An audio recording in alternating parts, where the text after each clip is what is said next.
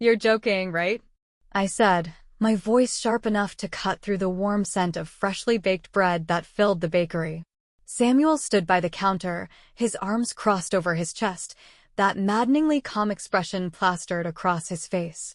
It's not a joke, Zoe. It's a tradition. Alexander's wedding is in 2 months, and it's expected that the eldest sibling makes a significant contribution to the younger one starting their new life. This bakery, it's the best gift we can offer. I froze, my hands tightening on the rolling pin I'd been using moments before. The dough in front of me, which I'd spent the better part of my morning perfecting, now felt like a cruel metaphor for my life, kneaded, stretched, and twisted into shapes I didn't recognize. This bakery is not a gift, Samuel. It's my entire life's work, I snapped, the words spilling out before I could hold them back. You know what it took for me to build this. The 4 a.m. mornings. The 12-hour days. The nights I came home too tired to eat. And now you want me to just hand it over? To Alexander. It's not just for him, Samuel said, his tone softening as if that could temper the blow. It's for the family. The family? I let out a bitter laugh, gripping the edge of the counter to keep myself steady. Samuel, Alexander hasn't worked a single day in his life. He hops from one idea to the next without finishing anything. What makes you think he'll take care of this place? That he'll even appreciate it? Samuel sighed and ran a hand through his hair, his frustration simmering just below the surface. Zoe, you're overreacting. He's my brother. He'll learn. And honestly, you can always start something new. You're talented. You can do it again. My stomach churned. Do it again? Are you serious right now? Do you have any idea what you're asking me to give up? Or do you just not care? He stepped closer, his voice dropping to a level that felt both patronizing and dismissive. I care, Zoe. But sometimes we have to make sacrifices for the people we love. This is what families do. Alexander and Natalia are starting their life together, and this bakery will set them up for success. It's just how things work. How your family works, I shot back, glaring at him. Not mine. My family taught me to work for what you want, not to take from others just because it's convenient. Samuel's jaw tightened, his patience wearing thin. Zoe, don't make this harder than it needs to be. You knew what kind of family you were marrying into. My chest burned with a mix of fury and heartbreak. No, Samuel. What I knew was that I was marrying you. I didn't sign up to hand over everything I've built to someone who doesn't deserve it, just to keep your family traditions alive. He shook his head, his disappointment clear. You're being selfish. That word hit like a slap, and I couldn't hold back the venom in my voice. Selfish? I'm selfish for wanting to keep the one thing I've poured my soul into? You know what, Samuel? If that's your definition of selfish, then maybe I am. But at least I don't ask people to give up their dreams for the sake of appearances.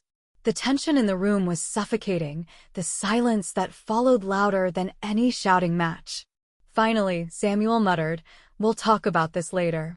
As he turned to leave, the bakery door chimed, and he disappeared into the crisp autumn air.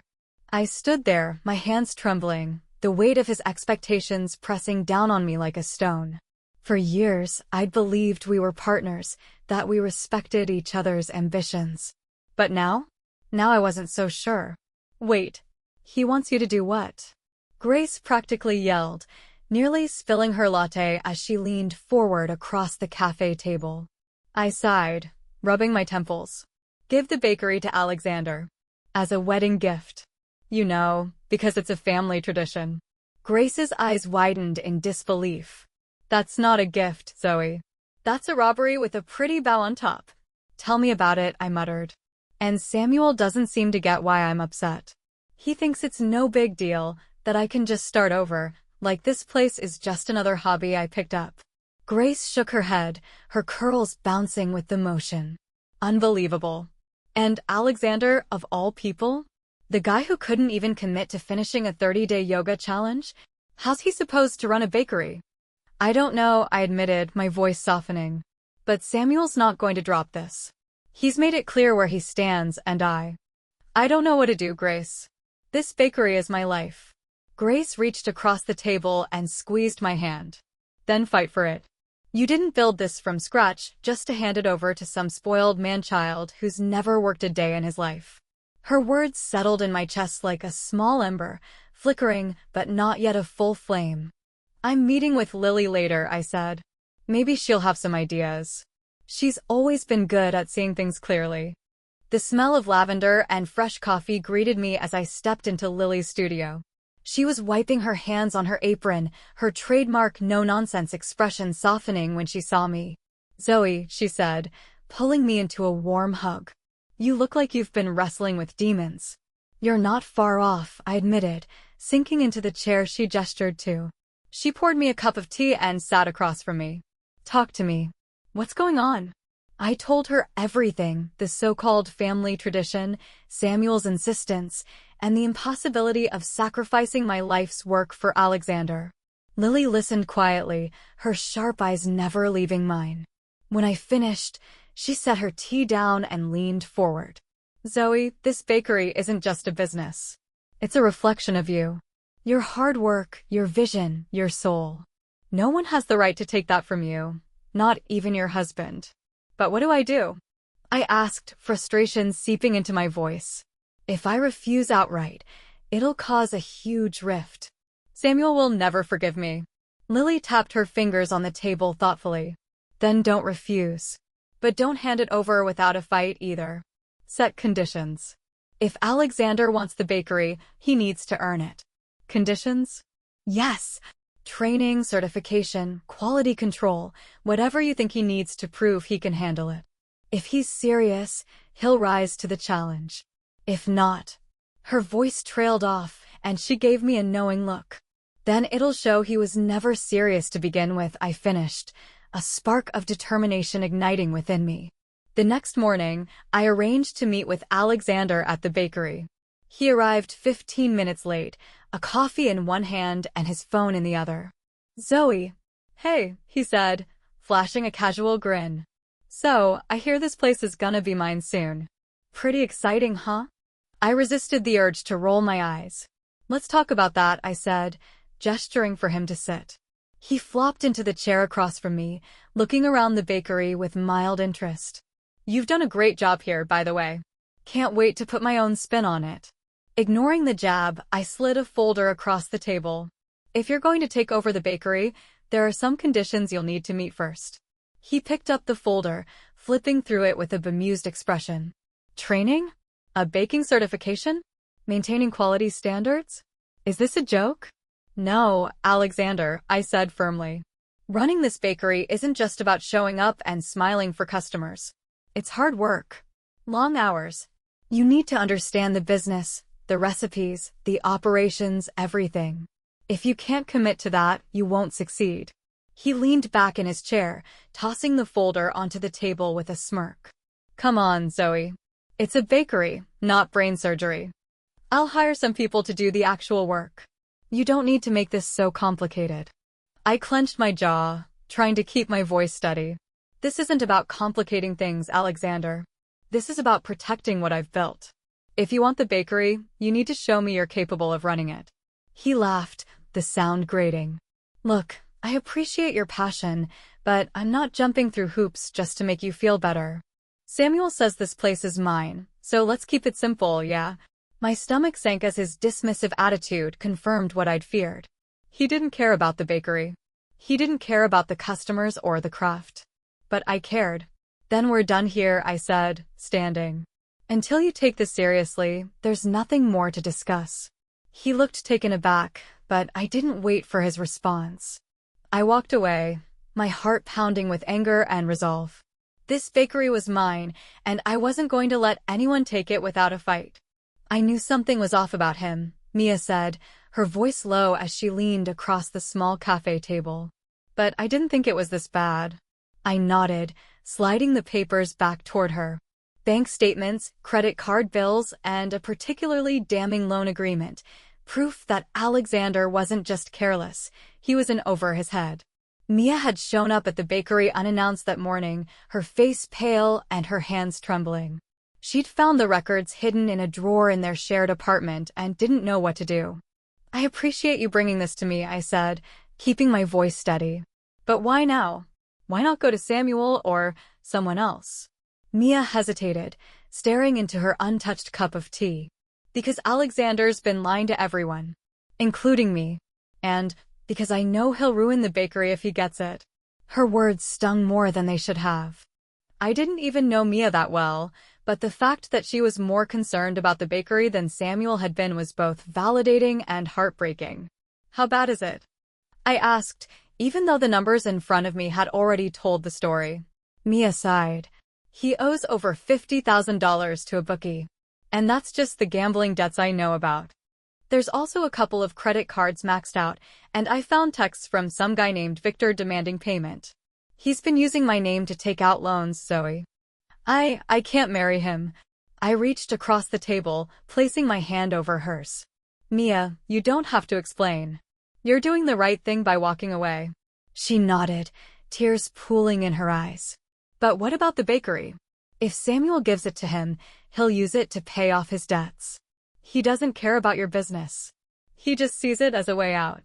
Not if I have anything to say about it, I said firmly. The first sign of trouble came 2 nights later. I was in the kitchen of the bakery, working late to prep for the weekend rush, when I heard the faint sound of glass breaking. My heart jumped into my throat, and I froze, straining to listen. Footsteps.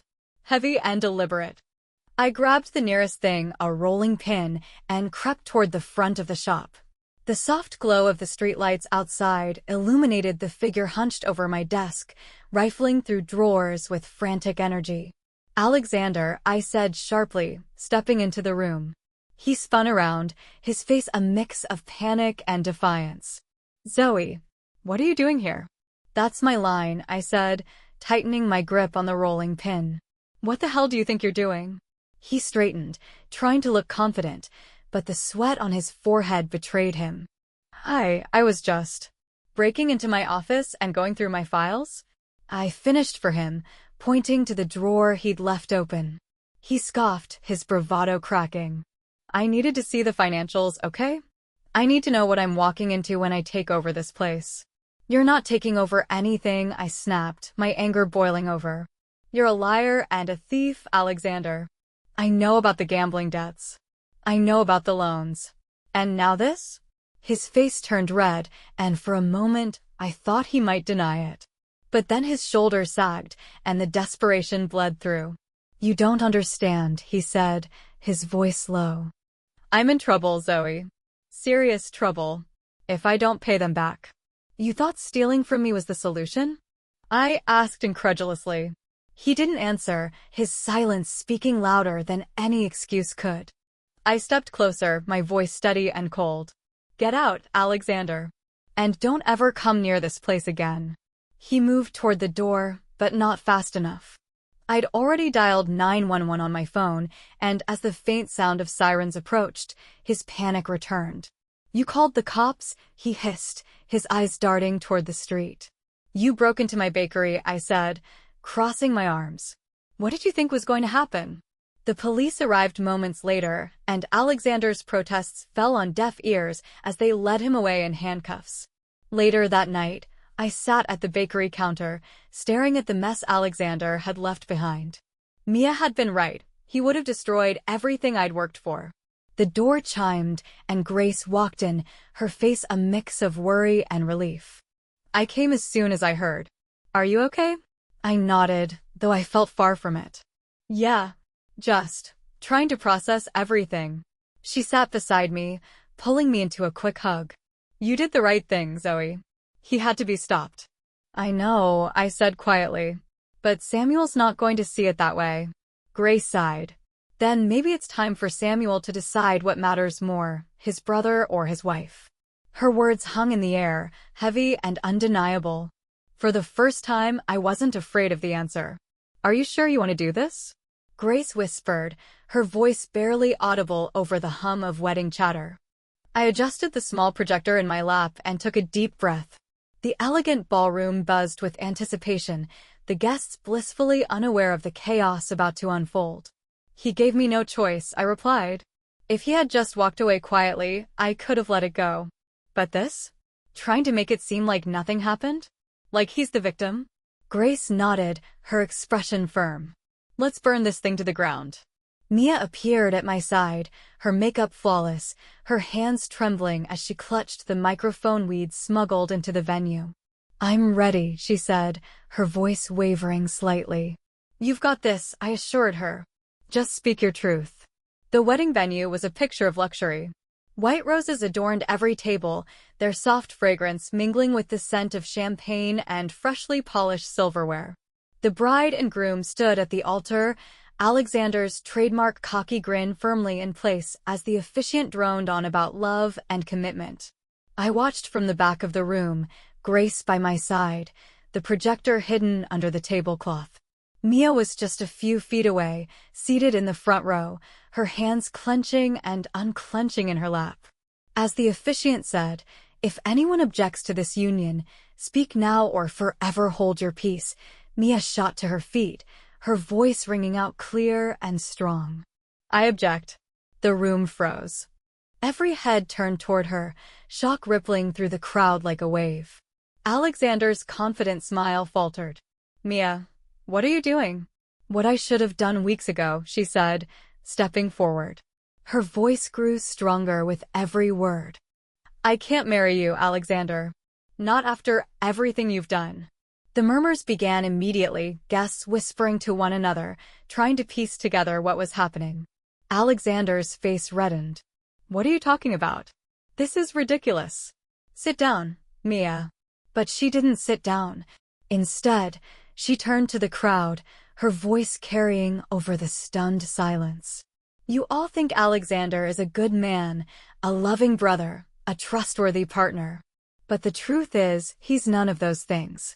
From the back of the room, I nodded to Grace, who pressed the button to start the projector.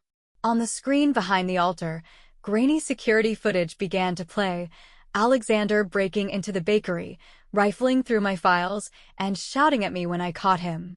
The room gasped as his voice echoed through the speakers. You don't understand. I need this money. I'll figure out a way to pay Zoe back later. Mia stepped aside, letting the footage speak for itself. But when it ended, she wasn't done. And that's just the beginning, she said, holding up the stack of financial records I'd given her. Alexander is drowning in gambling debt.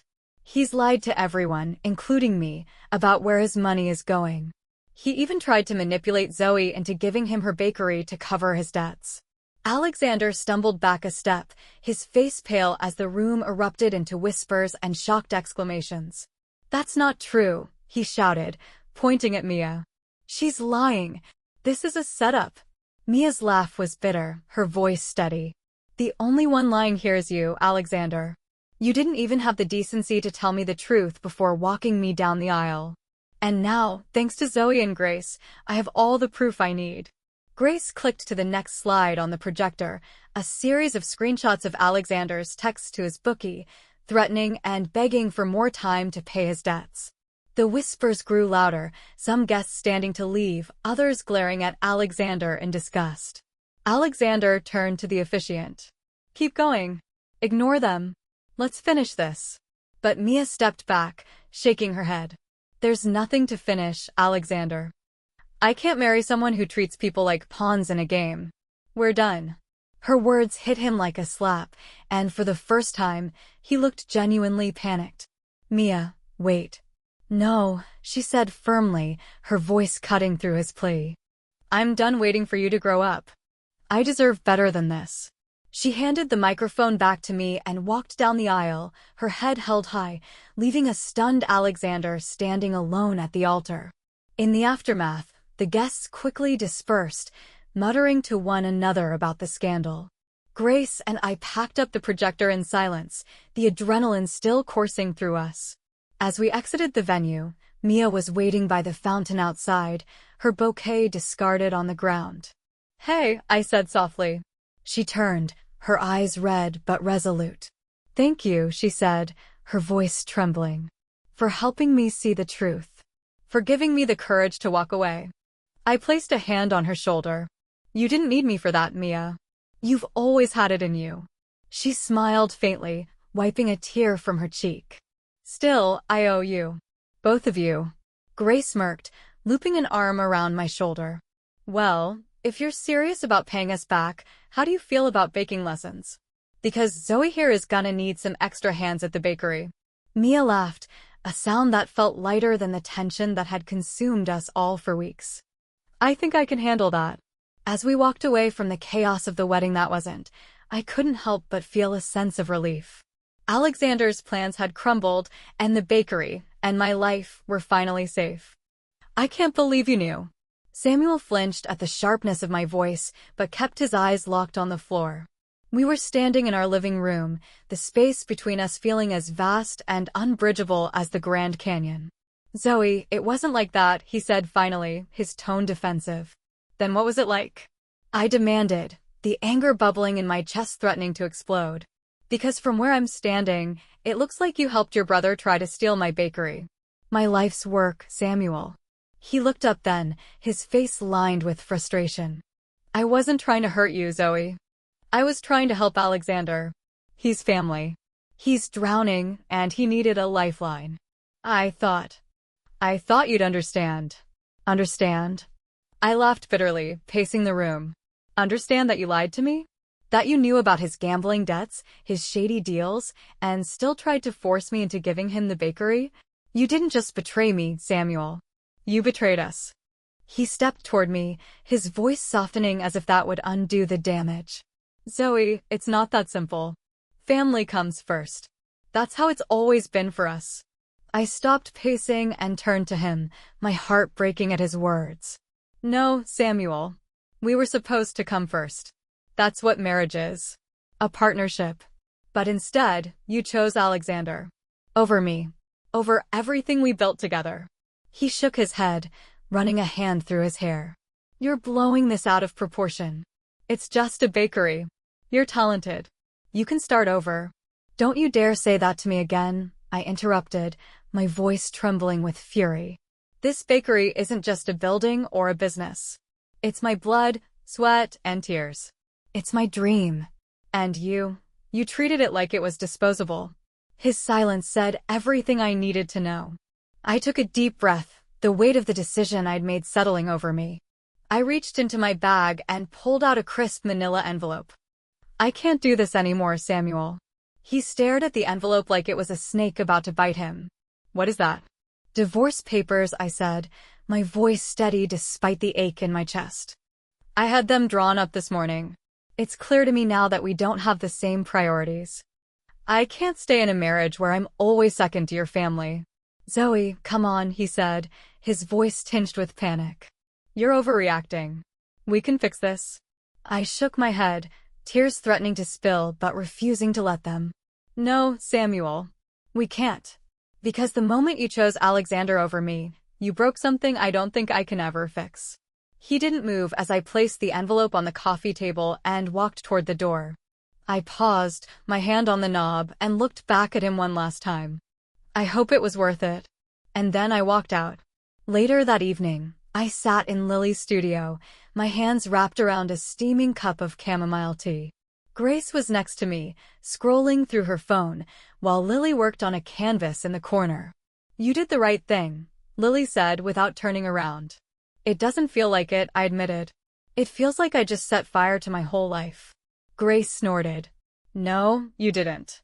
You set fire to the part of your life that wasn't working. Now you get to rebuild, and this time, it's on your terms. I managed a small smile. Speaking of rebuilding, I've been thinking about the bakery. I need to protect it. From people like Alexander, from everything. Lily turned then, her paintbrush hovering in the air. Do you have a plan? I've been doing some research, I said, pulling out my laptop. There's a way to put the bakery under a corporate trust. It would ensure that no one, not Alexander, not Samuel, can touch it without my permission. Grace leaned over to look at the screen. Smart. That means even if someone tried to come after you again, they'd hit a legal brick wall. Exactly, I said. I've already contacted a lawyer to start the process. It's going to cost me, but it's worth it to keep the bakery safe. Lily set her brush down and walked over, placing a hand on my shoulder. Zoe, you're stronger than you realize. This is just the beginning of something new. Something better. I nodded, feeling the first flicker of hope since this nightmare began. It's not just about the bakery, I said softly. It's about taking control of my life again. For too long, I let Samuel and his family dictate how things should be. Not anymore. Grace grinned, raising her glass of wine. To Zoe. For being a total badass. Lily raised her teacup, and I lifted mine, the clink of glass and porcelain marking the start of a new chapter.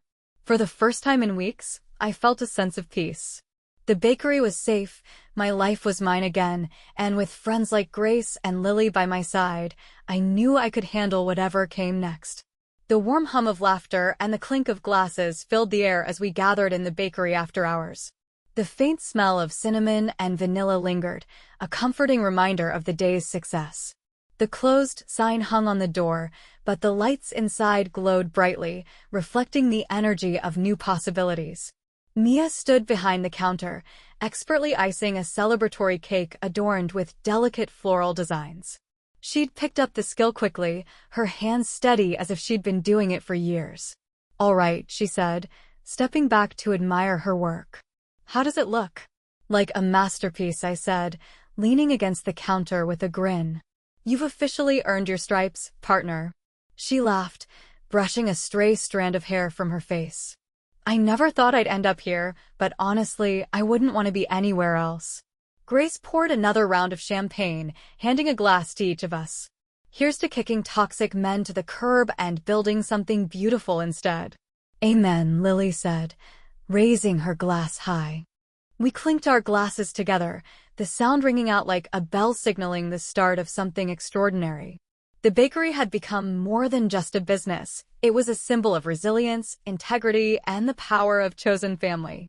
Mia had officially joined as my business partner, bringing fresh ideas and a determination I hadn't seen in her before. Grace, ever the firecracker, had taken it upon herself to revamp our marketing, ensuring that every local foodie knew about our famous double chocolate croissants. Lily, with her steady wisdom, was our unofficial counselor, always ready with advice and encouragement.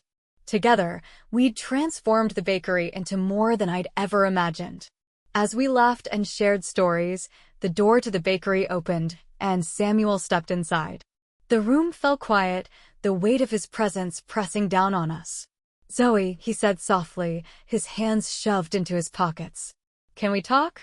I nodded, setting down my glass and walking over to meet him near the door.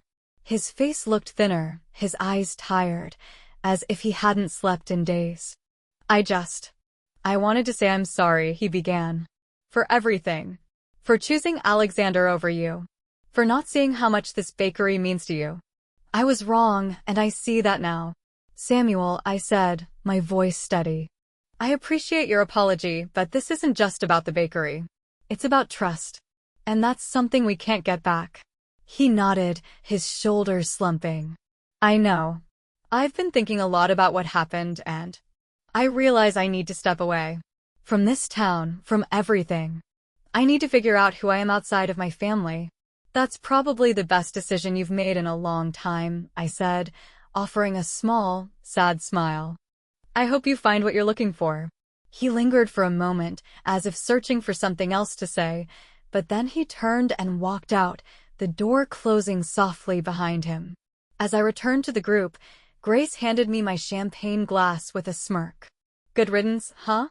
"Good riddance," I echoed, lifting the glass.